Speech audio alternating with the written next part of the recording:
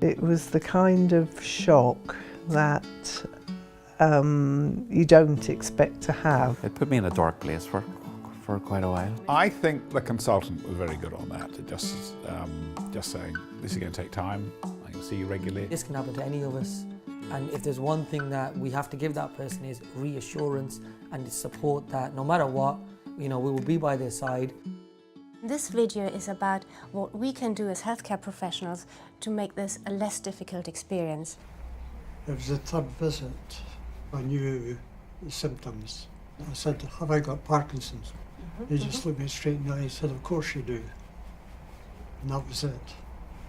Almost brutal. Yeah. I mean, he had to tell me I had Parkinson's, but the way it was done could have been kinder. I spent 2 years in therapy to come to terms with the fact I had Parkinson's. So, so obviously quite a big psychological impact. Yeah.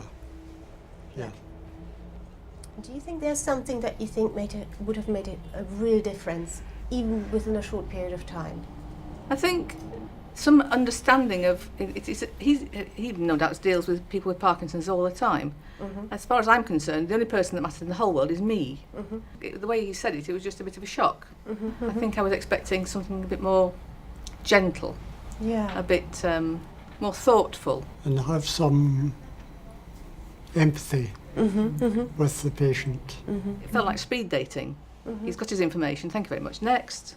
But I actually had no information from the consultants about what was available locally, about Parkinson's nurses and the support groups where you can actually go and talk to people who've got the same thing. His reaction was, that's not really suitable for you. But I didn't know what was suitable for me. I think if I'd have thought about it, I could have asked if I could have spoken to somebody else who had Parkinson's, actually get a person's perspective of it. A buddy, so to speak. Someone to share my fears with, my thoughts. Partners, wives, husbands, whatever. I didn't want them worrying about it, I suppose, any more than I was worried about it. I didn't bother to talk to the missus about it, or my daughter, just because it wasn't diagnosed properly. But I got a little bit irate, so I ended up changing my practice. And to be fair, the new practice was pretty good. It was diagnosed. I think the missus was with me at that point. We decided that I had to tell her at that point. The GP was okay. The doctor does need to know his patient or her patient. My GP, he said, do you know, if I was a betting man, he said, I say you had Parkinson's, but we're going to scrub that because you're far too young. And just dismissed it. Said, I'm going to refer you to a neurologist. Put it as urgent. I don't know what their idea of urgent was, but it wasn't mine. It was literally 3 or 4 months before I could get an appointment. Off I went to see the consultant. He said, I had pretty much diagnosed you before you even came in the room. He said, because I was observing you in the waiting room, I'm pretty much 100% sure that is what you have. I went back to see the GP and I went in. He said, have you got your diagnosis? I said, yes. What is it? Parkinson's. He went white. He said, I'm really, really sorry. He said, I shouldn't have been so blasé about it. So what's the one thing you would like to say to a junior doctor who suspects the diagnosis of Parkinson's? I think I would ask them to be thoughtful. We know there's something wrong with us. We've all got suspicions. In some ways it's a great relief if you can actually get a diagnosis. Have some empathy with the patient. If the doctor listens to them, they will get a better insight before they make a diagnosis, and then they're going to make the correct one. It's a difficult illness, obviously.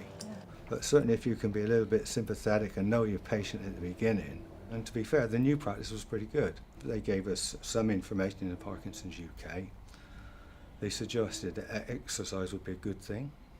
It allowed me to play more sport, keep fitter. I've never been fitter in reality. It seems a bit of a laugh, but the reality is I probably am fitter than I've ever been. Good. You're going out into this new realm of your life, and you're thinking, crikey, where do I start? It's just giving you guidance.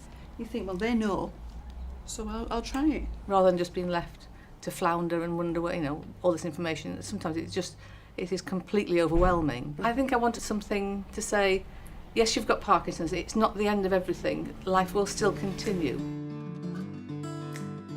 Ask them what they suspect their symptoms are due to, This informs the most suitable response for the individual. Explain how the diagnosis was reached based on their clinical features. Show empathy. It's a life-changing diagnosis. Positive actions can be taken, including medication and lifestyle changes. Signpost patients to appropriate information and provide a follow-up plan and links to a Parkinson's nurse or equivalent.